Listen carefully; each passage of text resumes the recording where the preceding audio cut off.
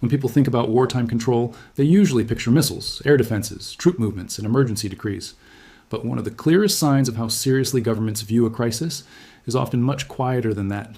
It shows up on the phone in your hand.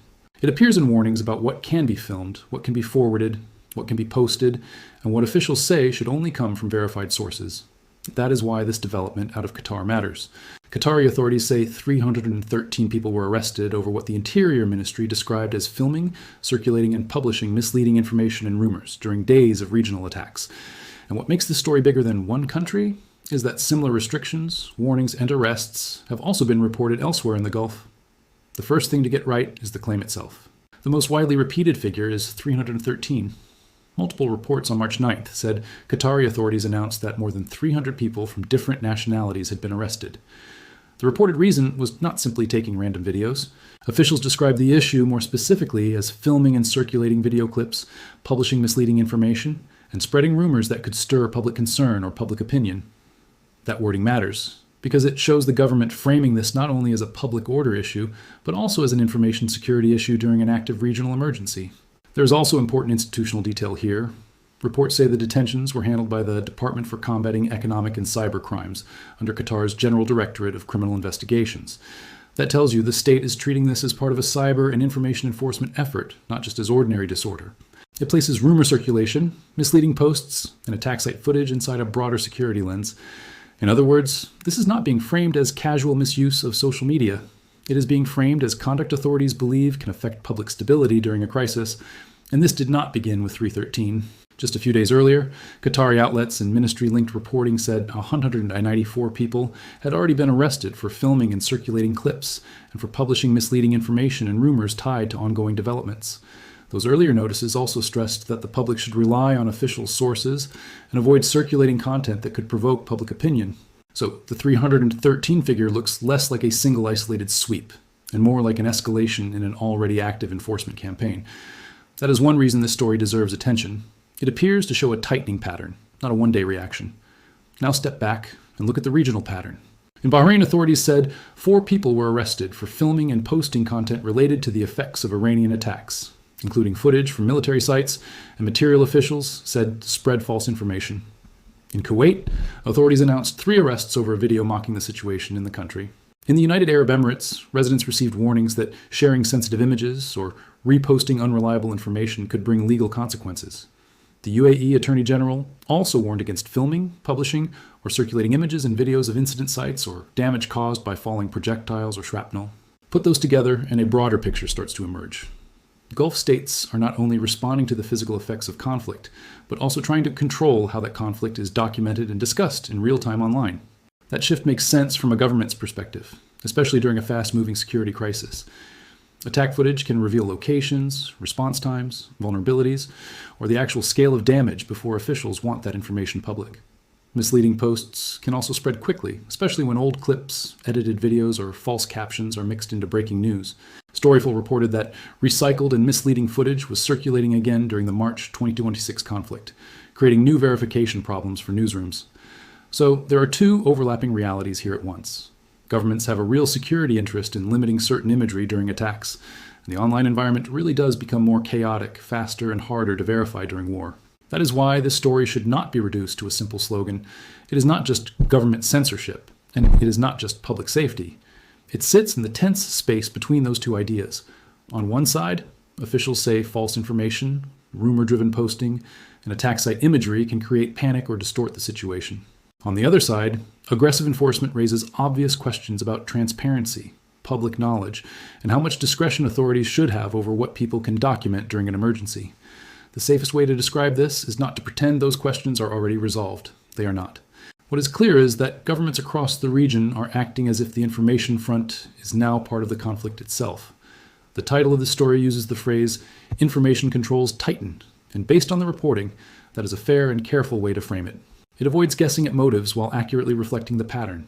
Arrests in Qatar, arrests in Bahrain and Kuwait, and legal warnings in the UAE, all tied to footage, rumors, or sensitive content circulating during attacks.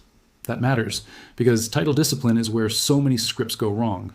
A sensational title would claim the Gulf is shutting down the internet or criminalizing truth. The available reporting does not support either of those claims. What it does support is that enforcement around digital information has become more aggressive during the current crisis. Another reason this story travels so widely is because it touches a very modern fear, that in the most dangerous moments, the first thing people reach for is also the first thing governments may want to restrict. The smartphone is now witness, archive, newswire, and rumor machine all at once. A person filming smoke on the horizon may think they are documenting history. Authorities may think the same clip reveals a strike location, spreads panic, or carries a false caption that alters how millions understand the event. Both realities can be true in the same moment. That tension is what makes this more than a local policing story. It is about who controls the first draft of events during war, ordinary people with cameras, or states with security laws and official channels. It is also worth noticing the language governments are using. The emphasis is often not simply on false news, but on material that can stir public opinion, create panic, or give an incorrect impression about the real situation on the ground. The UAE warning used exactly that kind of reasoning, saying such content could incite public panic and create a false impression of the country's condition.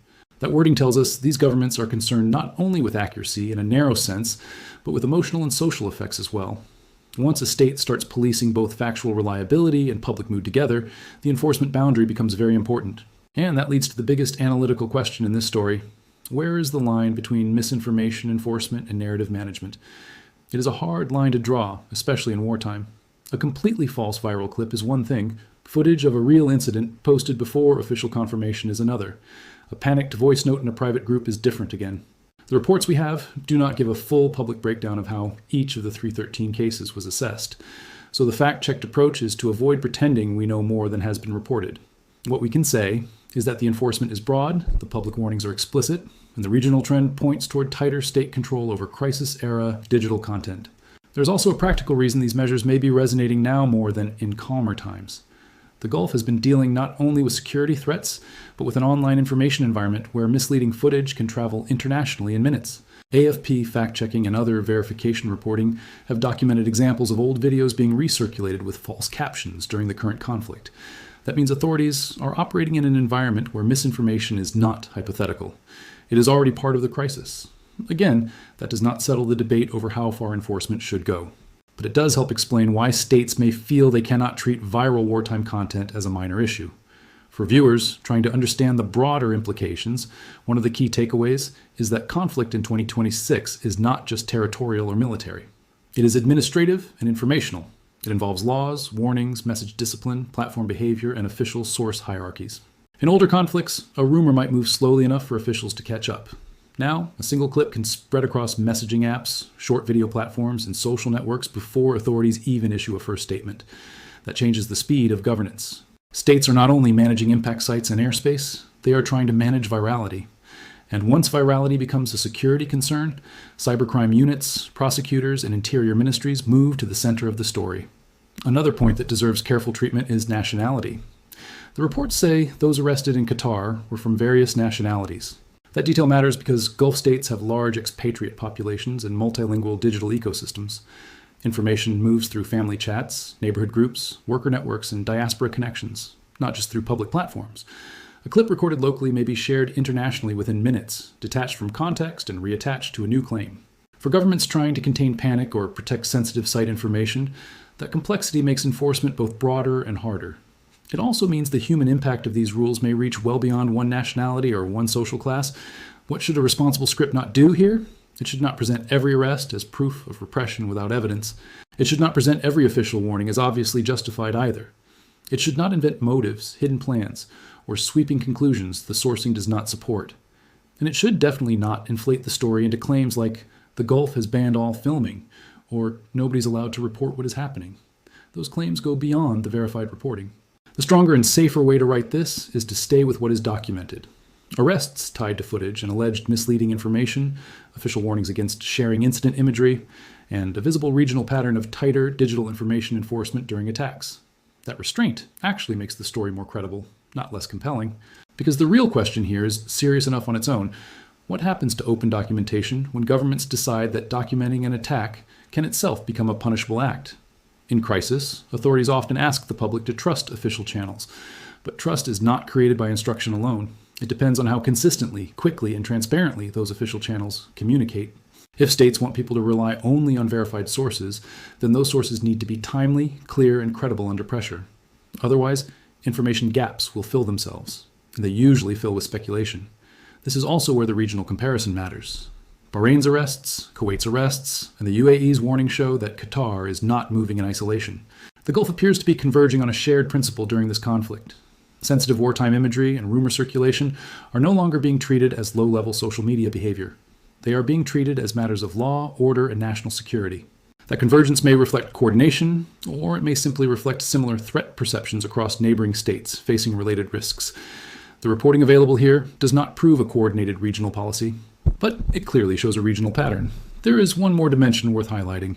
Even when these rules are justified in the language of security, they can have a chilling effect beyond the exact cases targeted. The public does not always draw fine legal distinctions. Once people see arrests over footage or rumors, many will stop posting anything even remotely related to events on the ground. Some will stop filming, some will stop forwarding, some will stop asking public questions. From a state perspective, that may reduce panic. From a public information perspective, it can also narrow the visible record of what happened and when. That is why these measures matter even for people who never intend to post misleading content. So what is the cleanest conclusion from the verified facts? Qatar's reported arrest of 313 people is not just a headline about one sweep. It is part of a broader Gulf response in which governments are asserting tighter control over wartime information flows. The methods vary: arrests in some places, legal warnings in others, and repeated official emphasis on relying on state-approved information channels. The pattern suggests that authorities increasingly see digital circulation itself as a frontline issue during conflict, especially when images, video, or unverified claims can shape perception faster than official communications can catch up. For viewers, that creates a double challenge. First, verify before sharing, especially in fast-moving security situations where old clips and false captions can spread fast. Second, pay close attention to how governments define harmful information, because that definition may expand under pressure. The factual lesson here is simple. The information war is no longer a metaphor. In this region, during this crisis, it is producing arrests, legal warnings, and public campaigns telling people what not to film, what not to forward, and which sources they are expected to trust. That is not the whole story of the conflict, but it is now clearly part of it. And maybe that is the most important thing to leave with. In moments of high tension, the visible explosion is only one part of the event. The second event happens online. The clip, the caption, the repost, the rumor, the correction, the warning, the arrest. Governments know that, newsrooms know that, platforms know that. And now ordinary residents across the Gulf are being reminded that authorities know it too. Qatar's 313 arrests, taken together with similar moves in neighboring states, show that the contest over wartime information is no longer happening in the background. It is moving into the foreground, and it is being enforced with real consequences.